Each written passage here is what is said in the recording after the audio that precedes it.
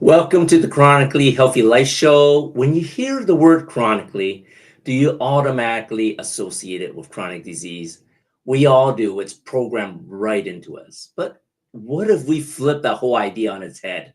Let's discover how we can create chronic health in our bodies, our minds, our finances, our relationships, and of course, in our lives. Let's jump right on in. I'm Andy, and joining me is my life partner in all things, Minna. Hey, happy Halloween. I mean, not Halloween. Valentine's. Today's Valentine's Day.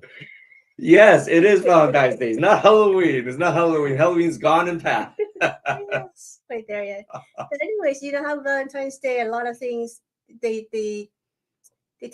dyed it red Mhm. just because for some reason they tie red is as romantic. Correct, correct, correct. So I'm happy to say that red dye number three, after 2 or 3 years of protesting, is finally getting banned.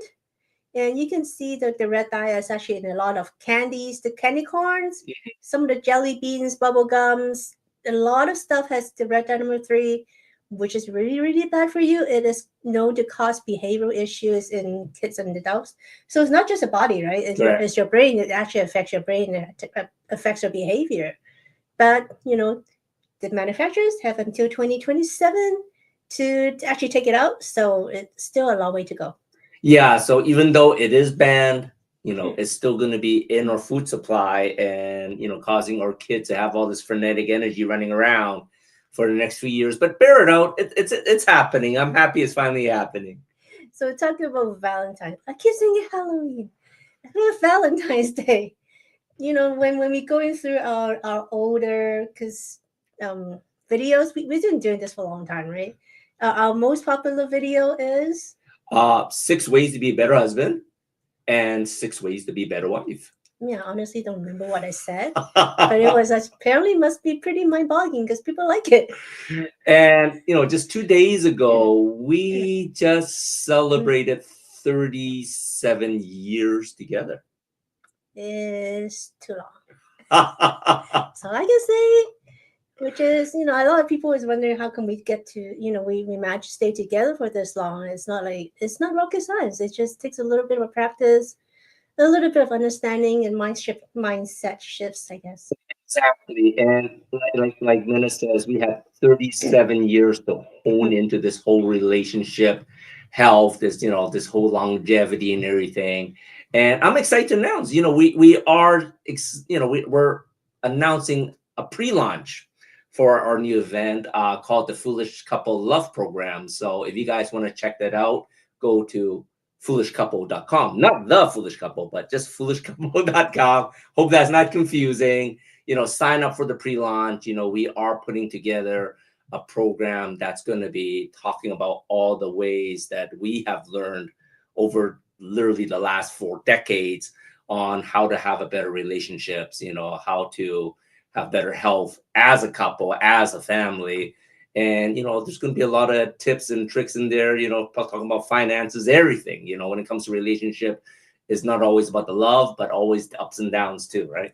Yeah, I mean, relationship is between a couple is not really just about relationship, right? It's really your whole life. So I think there's a lot of social changes, the last 70 years or so. Mhm. Everything's changed. So the way you look at relationships should actually change also. So maybe that's what we need to talk about in our program. Exactly, exactly. So yeah, please sign up there at foolishcouple.com. And of course, give us any comments on our Facebook page or on our social media, or and let us know what you would like to be in the program, because we're already in the depths of it, but we will always add bonus material if there's certain things that people are looking for. So part of being a couple is that you need some me time, which I'm gonna get next week when you have your 3 day thingy.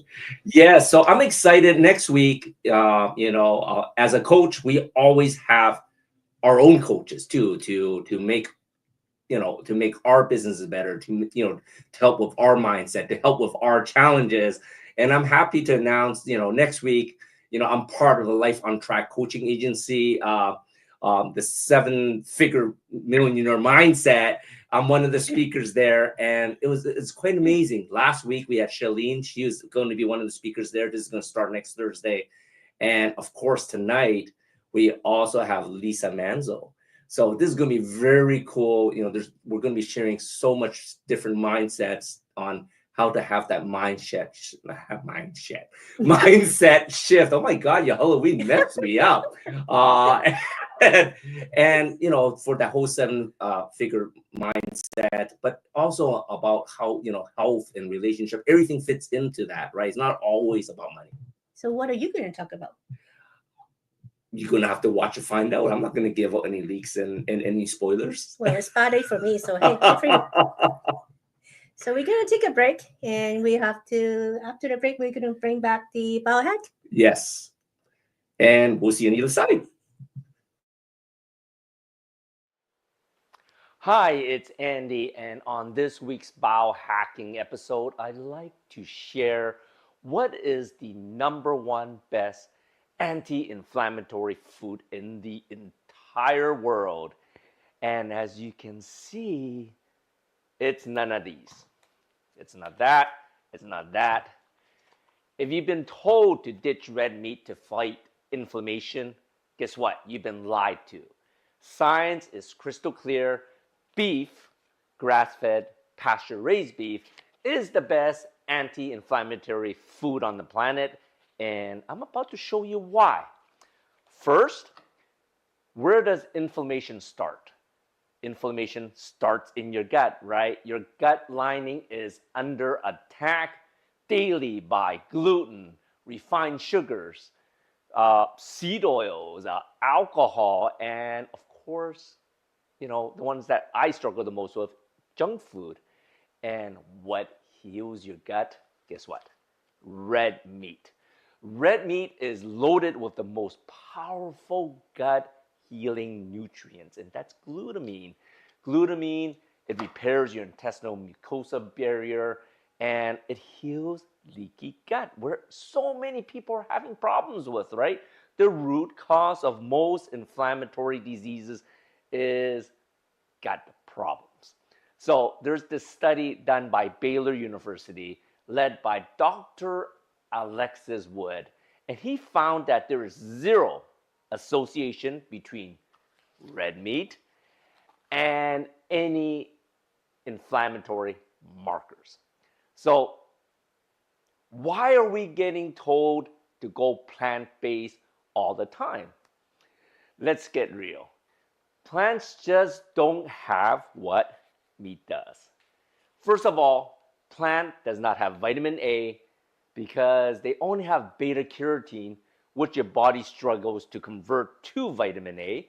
It doesn't have B12, which is critical for brain health and energy and and anti-inflammatory, right? It also doesn't have K2, it only has K1, but K2 removes calcium from your arteries and it strengthens your bones, and it prevents osteoporosis. And of course, plants don't have heme iron, which is important to boost oxygenation in your blood, which is important for your brain and important for your immunity. Guess what? Plants also don't have taurine. And taurine, it's so important for lowering your blood pressure. It prevents calcification and it stabilizes your blood sugar. And once again, it's anti-inflammatory. Creatine, not in plants. It's great for brain fuel. It powers your muscles. And creatine is also anti-aging. And the one that plants don't have, which I think is so important, of course, is carnosine. Carnosine slows down your aging and it protects your brain and your heart. And studies have shown that the more carnosine you have, the slower you age, right? So do you see the pattern? You can't find any of these things that I talk about in plants, and these are all essential for longevity. So what's the truth? Well, the truth is the #1 best food for anti-inflammation, gut health, and brain health, and of course longevity, is ding, ding, ding, red meat. Chronic inflammation, it can lead to all these diseases such as autoimmune diseases like rheumatoid arthritis, lupus, psoriasis. It causes heart diseases and high blood pressure. It causes diabetes, fatty liver. It can cause obesity. It causes Alzheimer's and Parkinson's, which is blowing up right now, and even cancer. So the cure today is go out, have a good steak, a diet rich in ancestral, nutrient-dense foods such as grass-fed red meat. Want to know how to biohack your life? Reach out to me and let's talk. Imagine a life where every day is fueled by energy, vitality, and purpose. Where age is just a number and your best years are always ahead. Hi, I'm Andy Nam, certified functional nutrition longevity coach, best-selling author, and international speaker. After reversing my own chronic health struggles, I'm now on a mission to help you live longer, stronger, and of course to look younger.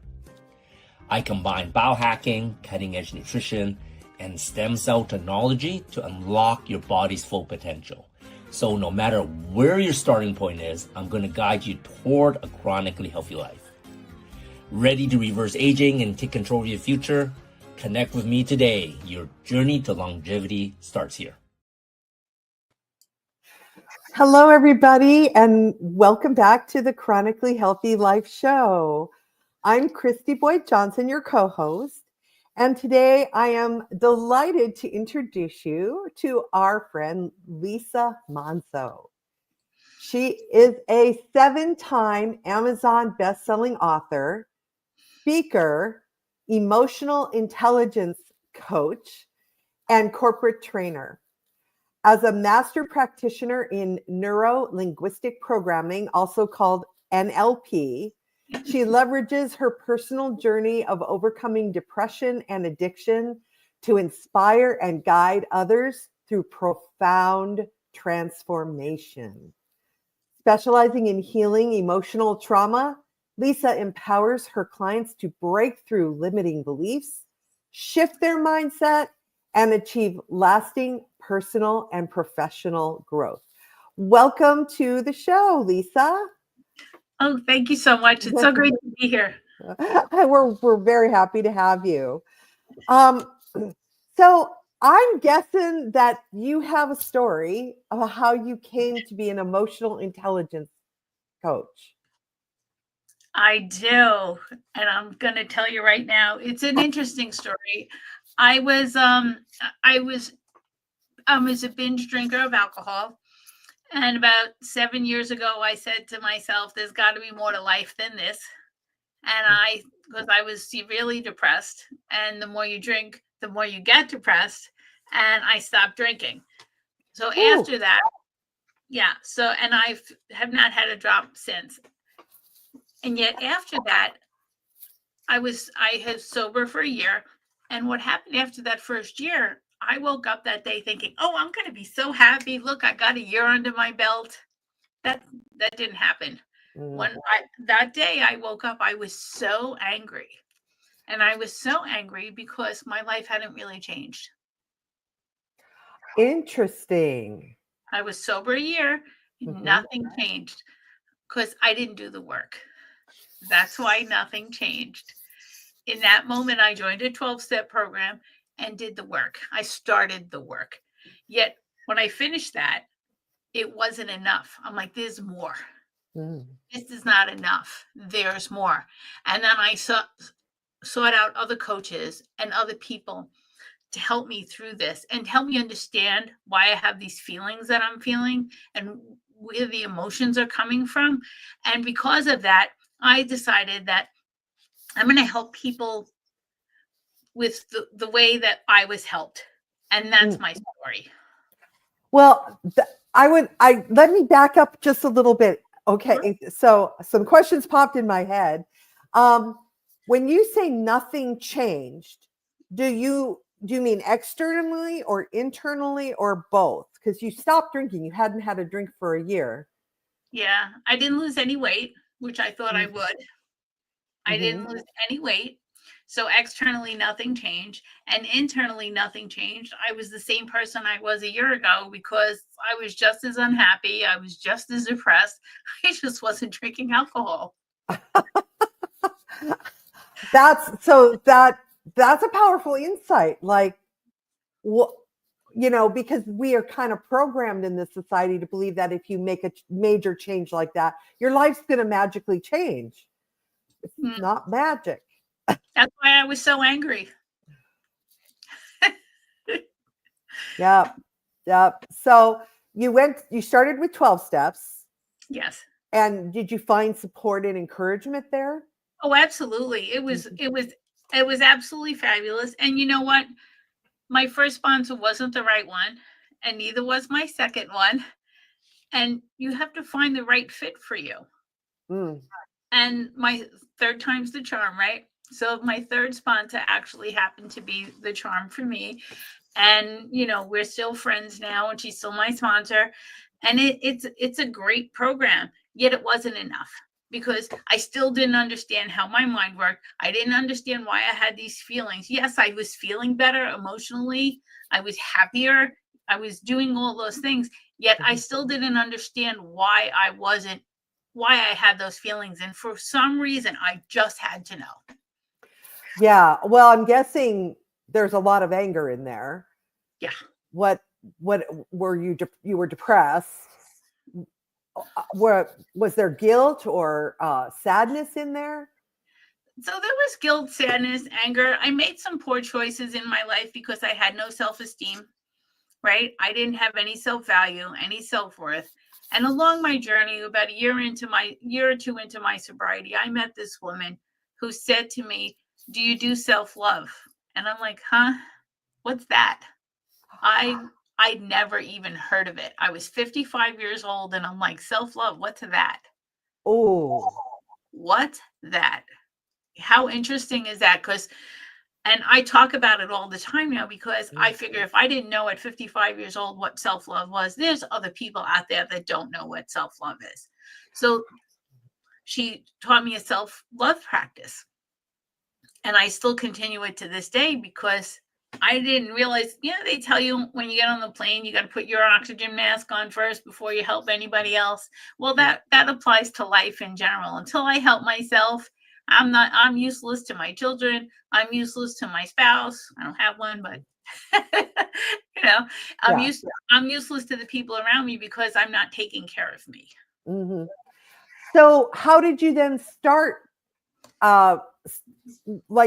What was something you did that started you on practicing some self-love? Because that's kind of hard to do when you're angry to say, okay, how can I love myself here? Unless later when you've practiced it for a while, it's easy to get there. But when you were first starting out, how did you get rolling on that? Okay, so we all have things that we like about ourselves. No matter how angry we are and how depressed, we all still have things that we like about ourselves. Okay. I love my smile. And if it doesn't reach my eyes, I'm not smiling. Anybody who knows me knows for sure. And you can see it now. I'm smiling. My eyes are smiling. And my friends know you're not smiling because it hasn't reached your eyes. So I love my eyes. I love my smile. I love my white hair, which is new, which is relatively new. It's brown most of my life. And so I there's things about me that I love. I love my sense of humor. Even when I was at my worst, I have a great sense of humor, and and I can see the humor even in the sadness. And so I listed the things that I liked about myself. Then I have a list of things that I could do for myself to show myself love. So, for example, I could go to the gym today. That shows me self-love, right? And in the same breath, I can sleep in late today and show myself self-love. They both show you love depending on where you are that day and what's going on in your head. If I've just worked 5 days straight, 12-hour shifts, I'm going to show myself some love and sleep in. Right on. They're both examples of self-love. So you have to see where you're at. Yes. And that can change. That can change from day to day. And you have to meet yourself where you are.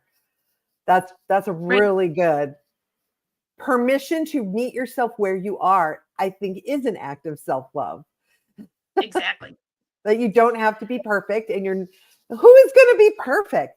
none of us are perfect. So, you know, sometimes I think we get this imagination going that those people over there, they have it so easy, but you don't know. You don't know what they're going through. So you really don't know what they're going through. So I just want to throw this out there. I'm a nurse. I work as a nurse in addition to my coaching business. So one time when I wasn't working at the nurse and I was waiting for my license to transfer over to another state, I decided to Uber, right? I lasted 3 weeks. It was the hardest job I'd ever did. And mind you, I'm a nurse, right? Uber was the hardest job I ever did. And I have so much more respect for those Uber drivers now because I did it. And I was like, and it was hard for me because it wasn't for me. It wasn't something I could do, right? Mm-hmm. That's another thing, you know. I mean, how many people we struggle through, and sometimes you have to. I mean, if you've got kids to feed, you know, sometimes you can't just quit, you know, but you can start making transitions, and those little small steps every day that's a form of self-love. Like you're worth doing what it takes to get to that point that you want to be at so that you can quit the job and still feed your kids. Yeah, just do something. As long as you have to do something. Yeah, exactly. So did you find that, so many people are overcoming, and addiction can take many forms besides alcohol or drugs. It can be food, it can be lack of exercise or too much exercise or just too much over anything. You know, do you feel like that helped you stay strong in your resolve to not drink anymore? So I'm having trouble phrasing this question. I can tell you what gives me resolve in those. It was not easy that first year and a half, because the first year I just did it by sheer will because I'm thick-headed and I decided, and that was it, and I was just going to do it because and I don't need anybody's help, right? I'm going to do it. My grandfather did it. I can do it, right? Dadgummit. And then the next 6 months, I actually did the work. So it was tough getting through that. And I just kept going. And I lost my train of thought. I was going to say something and it will come back to me. Self-love, like not drinking, becoming an act of self-love. Did you find that happened? Oh, yeah, absolutely. Oh, you asked me what inspires me not to drink. Right? So I never want to see the look of disappointment in my children's eyes again when they see me that I've had too many. And the other thing is, I know where I am right now, and I know what alcohol brings to me. And if I ever think about drinking, I'm like, oh no, because look what I have now because I've given it up. My life is beautiful. I'm at peace. I'm the happiest I've ever been in my whole life. I can walk away.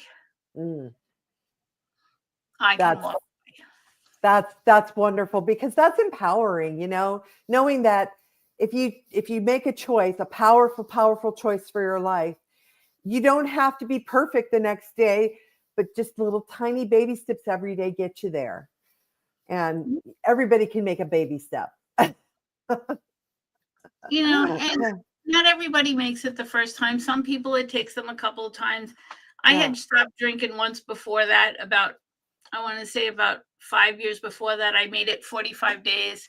I wasn't into it. I wasn't ready. I used a half-hearted effort. I was dating a guy that was drinking. It's really hard to stop drinking when you're dating somebody who drinks. It's very hard. I actually moved out of New York so I could stop drinking. Oh, interesting.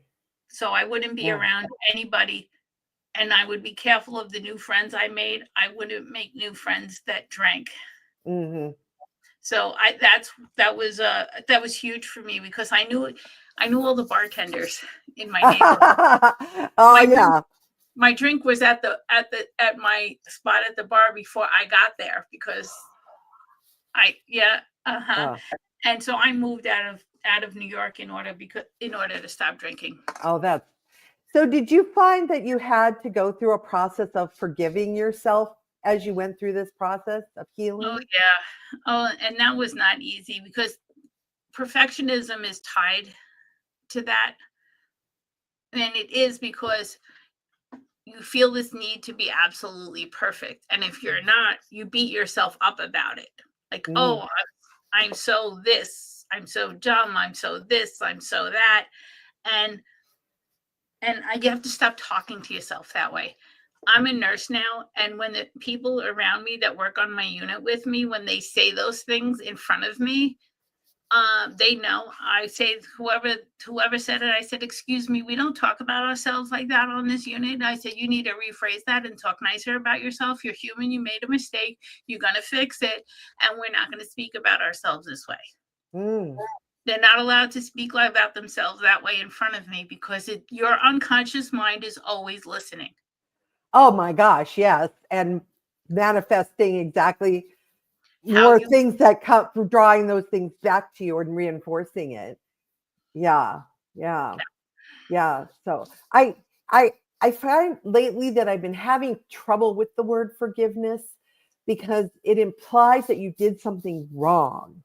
And I'm really struggling with that. It's more like letting it go. It's more like releasing it and letting yourself off the hook for being human, because everybody struggles with something. Everybody makes mistakes. I usually make 15 mistakes before breakfast. So, yeah. When I was a teacher, I used to tell the kids that. I'd say, oh my gosh, who cares? So what if you spelled this word wrong? We'll fix it and it's fine. Who cares? Absolutely. You bring up a very interesting point, and I'd only heard it recently. And you said sometimes you don't have to forgive, and you only have to let it go. Mm-hmm. And that gave me great peace, because some things I have yet to be able to forgive, and it was putting such great pressure on myself because, you got to forgive, forgive. And then I read Jeanette McCurdy's book, I'm Glad My Mom Died. And in the book, she says, what if the therapist told her, what if you don't have to forgive and you can just let it go? Mm-hmm. Okay. And I'm like, oh my God. And that gave me such peace of mind because it got rid of the pressure. Yes. The pressure is gone. Yes, because forgiveness feels like such a burden. And sometimes too, if you're working on forgiving somebody who caused you harm, it's very difficult. It feels like you're condoning what they did by forgiving them. And I'm having a lot of trouble with that word lately. It's like it just ties to something was wrong. And then I feel like you stay locked in that, and it's real hard to just move past it and just say, you know what it was. I learned from it. They learned from it. They're on their path. I'm on my path. It's all, fine. I'm going to choose a different way now, and they can choose whatever way they want. Absolutely. Yeah. So really, actually, you know what? I'm going to interrupt myself before I ask you this question. Everybody stay tuned. We're going to take a quick break, and then we'll be right back with Lisa Monzo.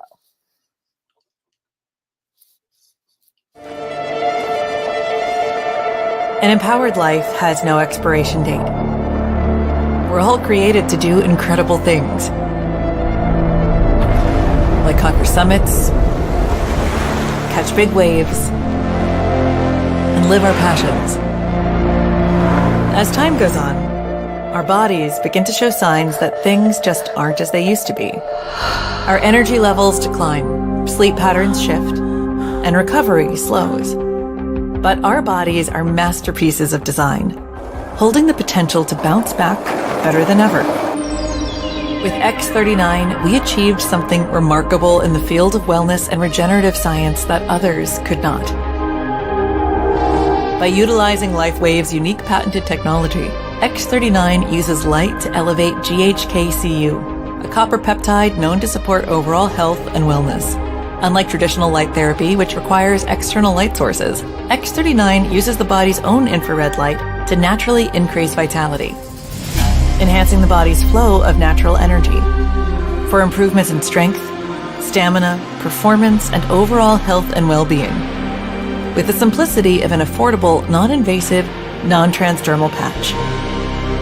As we age, levels of these life-enhancing elements, which are associated with wellness and longevity, begin to decline. LifeWave invested 10 years into stem cell research, which resulted in over 70 patents. X39 was born to bring to the public a product that can support wellness in an entirely new way, supporting the production of younger, healthier cells with wearable light technology. Becoming a powerhouse is easier than you think. Harness your body's natural potential to maintain youthful energy and vitality, because life comes at you fast, but it doesn't have to pass you by. Live long, live well.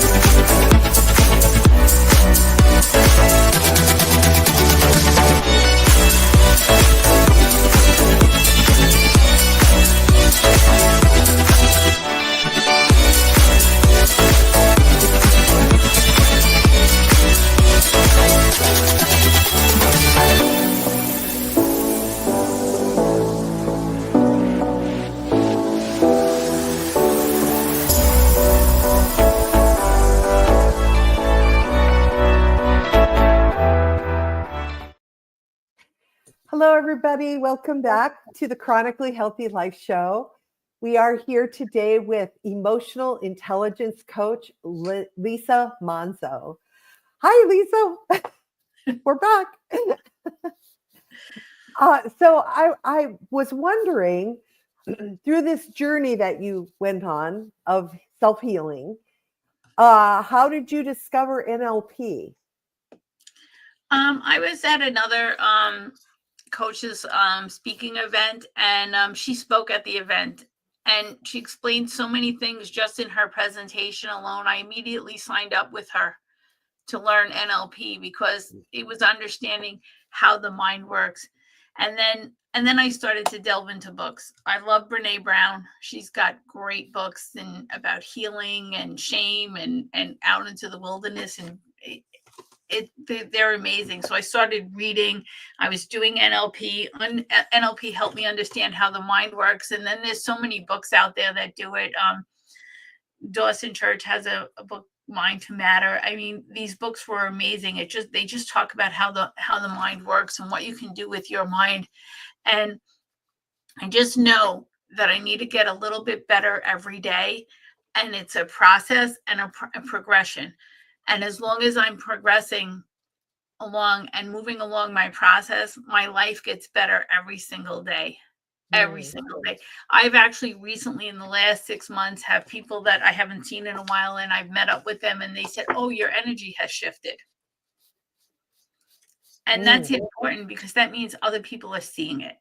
I mean, I already know it shifted, but it's nice to hear it from somebody else to validate what you already know in your heart, that your life has shifted because you're working through this, and you can never read enough books. My favorite thing that really started me on this journey of change was I was reading this book, and the guy in the book says, "Are you not being successful because you want to spite your parents?" Oh, And I was, and that was me. And that was me. I'm like, oh, it's time to let that go.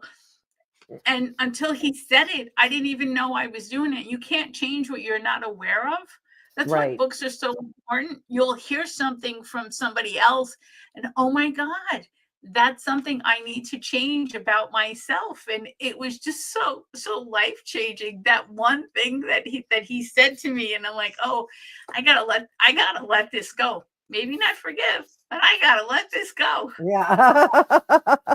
Take the pressure off with the heavily weighted word forgiveness, and just let it go. I also think it takes a lot of energy to stay angry. Oh, And yeah. I don't want to give that energy away. I want to keep my energy for myself. And so that was very helpful. Mm-hmm. So I was hoping maybe you could take us through a little NLP thing, like say, well, anger is a big one, or fear. Like, what is there something simple we could teach our audience right now that we could do if we're confronted with an emotional reaction, and take a step back and pause and take care of ourselves a bit and then come back to it? Absolutely. So that's the first thing. When you're having this emotional reaction, you just said it, you have to pause. You have to pause. If you need to walk away, walk away. Walk away, come back to it, because we have the low mind and the high mind. And when we're emotional, we're in our low mind, and we're not, and we're in our caveman brain, the reactionary brain. Okay. Right.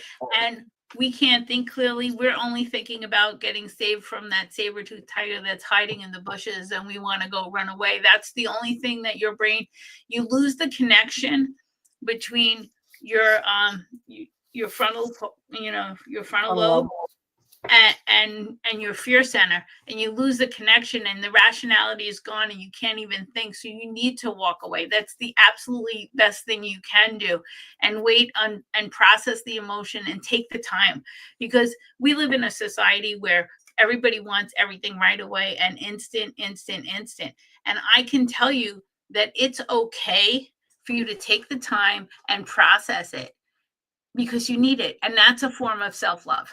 Take the time you need to process it. Like recently, I was having a conversation with somebody, and we're having a disagreement, and I was explaining to them, I can't discuss it right now. Not because I didn't want to. It's that because I wasn't be able to come up with all the points that I needed to make and explain to you why we're having this disagreement. And if you want to have this conversation right now, it's not going to get us anywhere. You're super angry, so you're not going to hear me anyway. So who's that? That's not solving anybody's problem, and that's not helping anyway. And I said to her, we need to revisit this, and I need a few days. And she said, it doesn't happen now. It's not happening. I'm like, that's okay. That's okay. But for me, I need to show myself some love and take the time. So time, that's the key. You need to back up and take the time, because you need to get back into your logical mind so you can speak and address this issue logically and get out of your emotions. Yeah. Doesn't NLP have a tapping? That's EFT. Oh, that's EFT. Yeah, that's EFT. And tapping is wonderful too. Whatever works for you, because what works for me may not work for you. You find the thing that works for you. I've tried tapping. I like tapping. I'm not sure what result I've gotten out of it. I do it from time to time. Well, you need to find what works for you. The NLP and the finding out why my mind works the way it was and reframing, that works great for me. So how could you, is there a strategy or I mean, I'm sure there's, like you just said, you could find the way that works, but like, how can you just, like, I like to write. I like to pick up a pen and write with my hand what I'm feeling in a journal, because there's something about the hand-brain connection that I can get it out, and I know nobody else is ever going to see it. I usually shred that stuff after I'm done. It's just for me to get it out. And so if any other little. So that's a great one. So what I really like to do when I'm angry, because I can't do it in my house because I live in an apartment, right? So I get in my car, and while I'm driving, I scream. Oh. So I can get it out. No one hears me. My windows are up. And even if they do, I'm driving. They're going to know where it's coming from. And I just scream to get it out and get those emotions out. And it's so liberating. It's like it's just coming out of you and it's coming off of you. And I just like, sometimes on the way home, I'll just like, let me just scream so I can relax when I get home. Yeah. I would think exercise would be good for that too. Yes. I know that there have been many times I've been very upset and I've gone swimming, and in the water you can pound as hard as you want and kick as hard as you want and nobody gets hurt. You know what's great about the water? The water realigns the electricity of your body. So it has an additional effect on you. In addition to you doing the exercise and getting that anger out, it also helps realign the electricity of your body. So the water is wonderful for healing. Oh, wow. That's an extra added bonus. I didn't even know. That's excellent. Oh yeah. And if you're at home and you're going to do a bath, an Epsom salt bath, I had a doctor once tell me that it's 1 cup of Epsom salt per 50 pounds of body weight. Oh, interesting. Yeah. So if you weigh 100 pounds, it's 2 cups. If you weigh 150, it's 3 cups. Yeah. Okay. That's a good one. Yeah, that came from a doctor, and because she was one of my mentors along the way, and a nutrition coach, and helping me through stuff. And we were doing a parasite cleanse, and I can tell you all kinds of emotions that come up with that, because your body, the parasites want to eat, and they bring up all kinds of emotions for you. I actually was I kept a journal for it during it. My emotions were all over the place with that, and she said try the bath with the Epsom salt, and it was wonderful. Did it calm you down? Oh yeah, it worked great. It absolutely worked wonders. That's good, because sometimes when you're in that state and you're trying to clear something, you can't sleep because you're too revved up and your adrenaline's going. And for whatever reason, the Epsom salt in the water is very relaxing. And you could even add a couple drops of whatever essential oil smell you like, that and get the scent. Oh yeah, I get the lavender Epsom salt, so I have a nice scent to it when I go in there. I like that one. Or if I don't have that one, I just, like you said, use some essential oils. There's just so many things that you can do to shift yourself. Just so if you're doing this, right? If you put your hands on your hips, right? And try to frown. Like do the Superman pose and try to frown. It's hard, right? It is hard. Okay. In the same breath, slump over, go like this, and then try to smile. Can you do it? Oh yeah, it's fake. It doesn't go to the eyes. Exactly. So just shifting your body alone just changes everything. And Tony Robbins talks about it, right?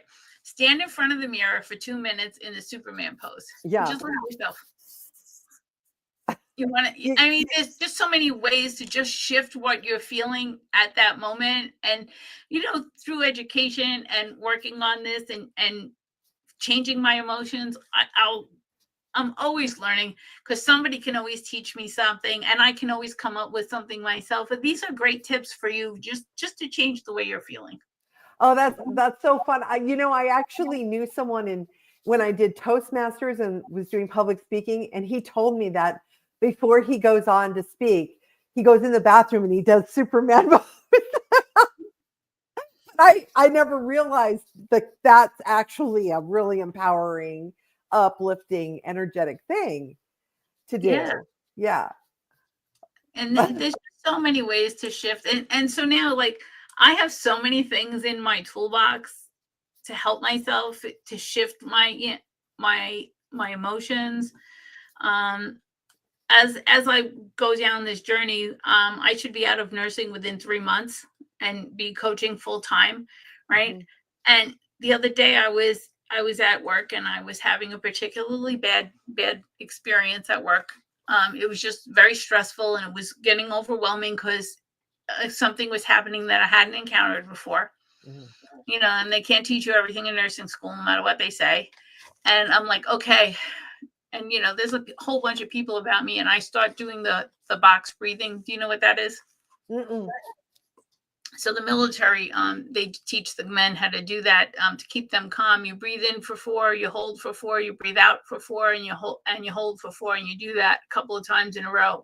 Calms your body right down. So I did it. I did like 4 rounds of it just to get the overwhelm out of my body. Because I couldn't leave the floor because I had an emergency going on with a patient. So I couldn't leave the floor, but I needed to do something because I was getting overwhelmed and I wasn't going to be able to help the patient. So I did that, and everything was fine. I did a couple of rounds of that and I was okay. I wish I'd known about that when I was teaching.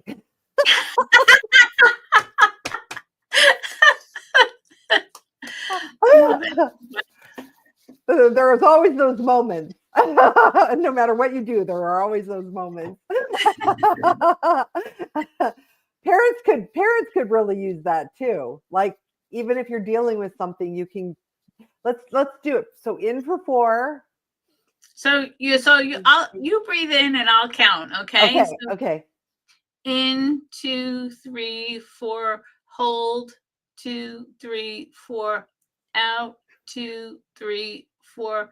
Hold. 2, 3, 4. In, 2. It does. I immediately felt calmer. Yeah. Yeah. Ooh, that's a good tip. Listen. Here's another tip. Ask yourself what you can do, because your brain will throw out an answer. Because I didn't know what to do in that moment because I was so overwhelmed, and I said, okay, what can I do? And my brain gave me the answer. Yeah, that's a good one too. Just pause and what one thing could I do right now? Yeah, that's a good one. That's wonderful. Well, listen, we're running out of time here, Lisa. So how can people find you? So they can find me, and you see my information is on the screen. They can email me at lisamanzo.lm for Lisa Manzo at gmail.com.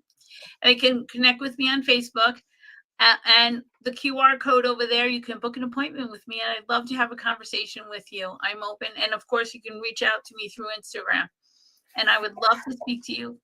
I understand you also have a freebie giveaway. Yes. So I wrote a chapter in a book, and the chapter in the book is called Surrender, Acceptance, and Faith. And it's talking about part of my life where I surrendered to the journey. I accepted my past and I accepted my journey. And then I had faith that I would get there. And here I am.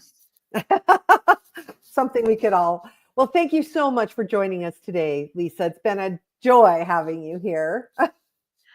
Thank you so much. Everybody, please stay tuned. We'll be right back after this. Everybody, welcome to Kids Corner. So this month for February, our theme is love. And I cannot think of a better way to create bonds of love and bonding with your kids than through play. I mean, consider when they're babies, after they get past that newborn stage, they start interacting. They respond to when you make goofy faces at them, or they laugh, or they look at you funny, and they want that eye-to-eye interaction with you. They need it for their development. But it's also bonding. And then when you think about the toys they play with, sit on the floor, play with their toys with them. Tip: resist the temptation to do it for them. I actually, those big donuts that get smaller in size and you have to stack them. It's very, very tempting to show the child how to do it, but don't let them figure it out. Let them struggle with it. But if you're just sitting there being present with them while they struggle, that is still a play, love, bonding experience. And then as they get older, the play, of course, becomes more advanced. Maybe they want to play on a team.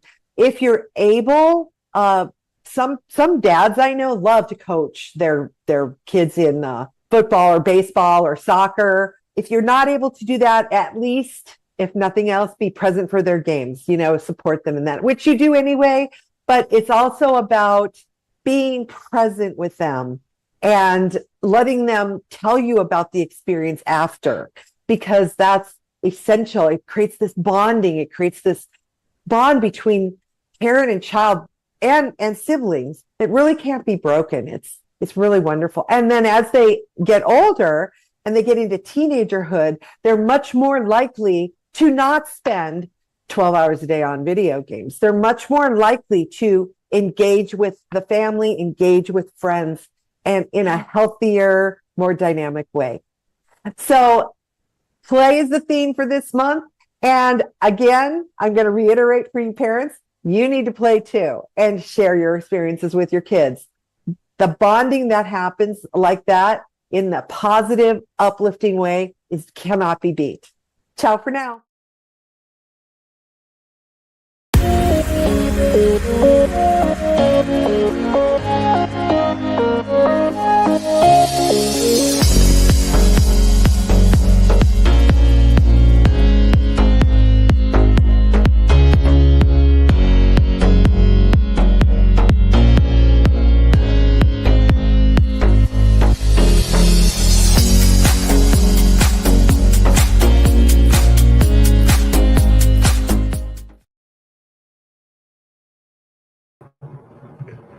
Welcome back to Chronically Healthy Life.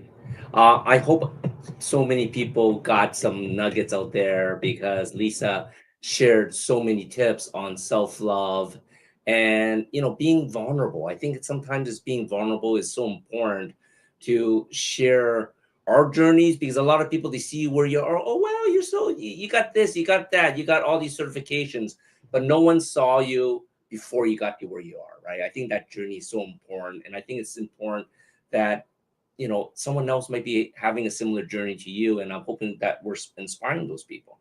Yeah, I love that she has some tips about how to get out the anger, get out a negative mindset, I Correct. guess.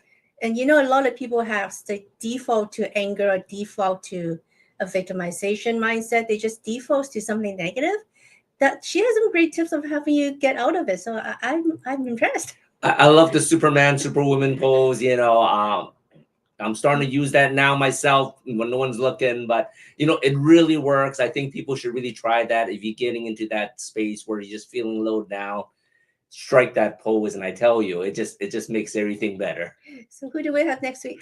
Next week we have Sabrina Victoria. She's in charge of Her Nation magazine, and she's empowering women entrepreneurs around the world. So it's going to be a powerful interview. Perfect. So join us back here on Friday, 7 p.m. CST. You can watch all the episodes at e360.com. We're in the Vitality TV network. We also have a YouTube channel, Chronically Healthy Life. And we want to know more about what we do, how we can help you live a chronically healthy life. Visit us on our website, chronicallyhealthylife.com.